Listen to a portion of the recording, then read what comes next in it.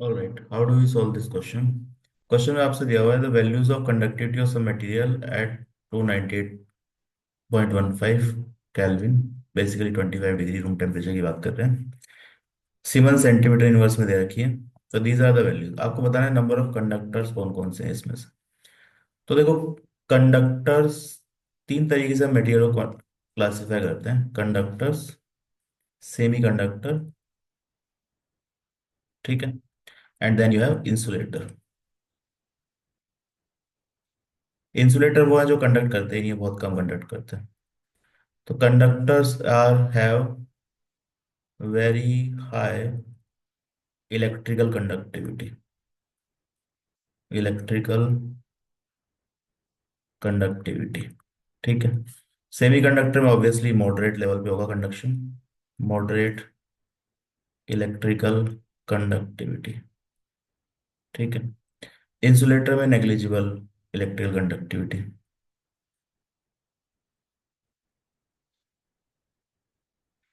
तो ये कंडक्टर है ही नहीं इंसुलेटर, तो there will be virtually no conduction, ठीक है, बहुत कम वैल्यूज होगी।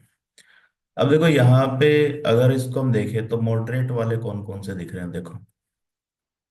हाँ, मॉडरेट नहीं, सेमी कंडक्टर्स वाले कौन कौन से दिख रहे हैं। तो हायर कंडक्टिविटी वाले, ठीक है। तो एक तो ये दिख रहा है आपको, 2.1 × 10⁻³ ये बहुत कम है। देन यू हैव 1.2 × 10⁻⁻1, ठीक है। 3.91 ये भी हाई कंडक्टिविटी है। एंड देन यू हैव 1 × 10⁻³ ठीक है। तो these are conductor. Semiconductor में कोई मॉडरेट में बीच में कोई दिख रहा है? तो सेमी कंडक्टर में what are this? Semiconductor में -16 बहुत कम है, -2 और -1 ये हो सकता है। 1.5 × 10⁻², एंड 1 × 10⁻, ये तो -7 है। तो आई थिंक यही एक ही होना चाहिए फिर तो। बाकी दो इंसुलेटर में आ जाएंगे फिर। Let's say, let's call it that. Insulator में 10⁻⁻7 एंड 10⁻⁻16 कम जो है। अच्छा, -2 भी है यहाँ पे। -2, -7, दिस इज -16। तो now this is not sure कि ये कहाँ पे आना चाहिए। -7 ये इस साइड में आएगा, यहाँ आएगा, क्योंकि यहाँ पे तो बिल्कुल ही कम होना चाहिए। तो 10⁻⁻7 we are not sure where it should lie, but anyway question का पार्ट नहीं है। तो यहाँ पे हायर कंडक्टिविटी वाले कितने हैं? 1, 2, 3 और 4। तो आंसर आपका आ रहा है 4, ठीक है। यहाँ पे जो एनटीए ने आंसर दे रखा है वो भी 4 ही है। तो this is the logic that is being used, कि हायर कंडक्टिविटी वाले देख लो, बीच वाले जो है सेमी कंडक्टर आ जाएंगे, और सबसे कम जो है वो इंसुलेटर हो जाएगा, ठीक है। But there is a problem in this question. ये जो सारी वैल्यूज है ना, in all these values, none of these are conductors actually. Conductor इसमें कोई भी नहीं है। How do we define conductor? Conductor के लिए क्या आपके पास कंडक्टिविटी होनी चाहिए, क्या रेंज होनी चाहिए? तो how do we define that range, ठीक है। Agreed upon, general agreed upon definition नहीं है, बट एनसीईआरटी में आप रेफरेंस देख सकते हैं, ठीक है। अलग अलग जगह पे अलग अलग वैल्यूज कंडक्टर्स के लिए गिवन होती है। बट जनरली हम कंडक्टर किसको बोलते हैं? मेटल्स को, ठीक है। तो उस रेंज में कोई आ रहा है तो you are saying that it is a conductor. ये सारे जो है ना, none of them are is the range of metals, ठीक है। None of them are conductors actually. Logic क्या है और आंसर का वो बता दिया मैंने, पर वो लॉजिक गलत है। None of them are conductors, इसमें से कोई भी कंडक्टर नहीं है, ठीक है। तो एनसीईआरटी में अगर आप देखोगे ना, तो दो जगह पे आपको कंडक्टर्स का मेंशन मिलता है। ये वाला जो पैराग्राफ है ये आपको मिल जाएगा सॉलिड स्टेट में, ये चेक कर सकते हैं आप। सॉलिड स्टेट अभी मेंस में नहीं है, पर एडवांस में आता है, ठीक है। पर एनसीईआरटी आप देख सकते हैं फिर भी। और ये वाला है इलेक्ट्रोकेमिस्ट्री में। तो एनसीईआरटी में दो जगह पर आपको कंडक्टर्स का मेंशन मिलता है। ये जो पर्टिकुलर क्वेश्चन बनाया गया है ना, ये इस पैराग्राफ को ध्यान में रखकर बनाया गया है। ठीक है। यहाँ पे आप जनरली देखेंगे जो कंडक्टर्स की जो कंडक्टिविटी रेंज है वो 10⁻⁻1 से 10⁻³ है, जो कि यहाँ पे फिट बैठ रहा है। ठीक है, 1 से 10⁻³ ये फिट बैठ रहा है। तो इसके हिसाब से, इस पैराग्राफ के हिसाब से अगर हम देखेंगे तो 4 कंडक्टर आ जाएंगे आपके। These are the 4 conductors. तो इस पैराग्राफ से आंसर आ गया। ठीक है। सॉलिड स्टेट में क्या बोल रहे हैं, कंडक्टर कौन है, 10⁻⁴ से लेके 10⁻⁷। 10⁻⁴ से 10⁻⁷, ohm inverse, ohm inverse is same as siemens. Ohm inverse is equal to siemens. ठीक है, तो सीमेंस लिख सकते हैं यहाँ पे। इस रेंज में जो है वो कंडक्टर है। और -10 से -20, -20 से -10 जो है दीज आर इंसुलेटर। सेमीकंडक्टर की रेंज क्या दे रखी है, 10⁻⁻6 से 10⁻⁴, सीमेंस मीटर इनवर्स। ठीक है, दिस इज सीमेंस।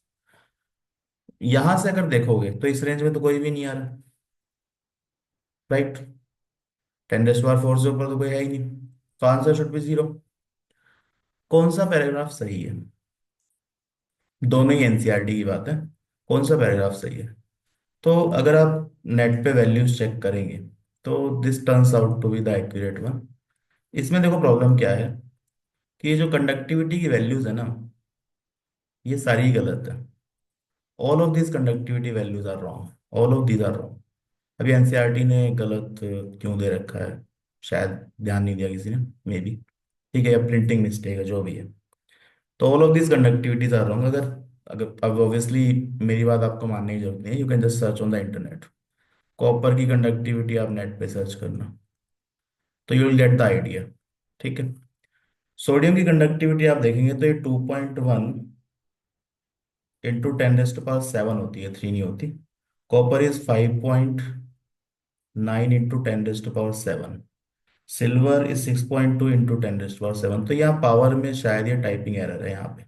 ठीक है, 7 की जगह 3 लिखा गया है। और यही जो है एनटीए ने सही मान करके क्वेश्चन बनाया। ठीक है, they also not done the research.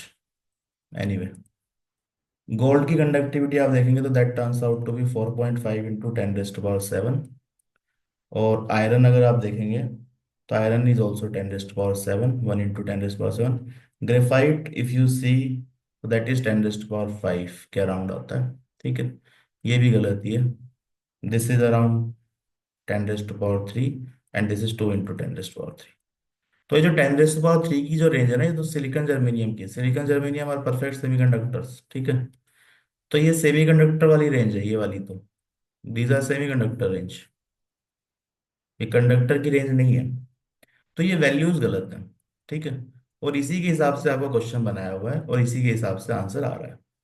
But this data is wrong and this question is answer is also wrong.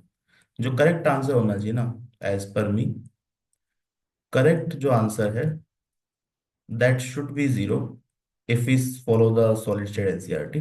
ठीक है, जो कि मोर लॉजिकल है, क्योंकि ये तो डेटा ही गलत है, दिस डेटा इज रॉन्ग। तो इसको कैसे फॉलो करोगे फिर आप। ठीक है, again you don't have to believe me, just check on the internet.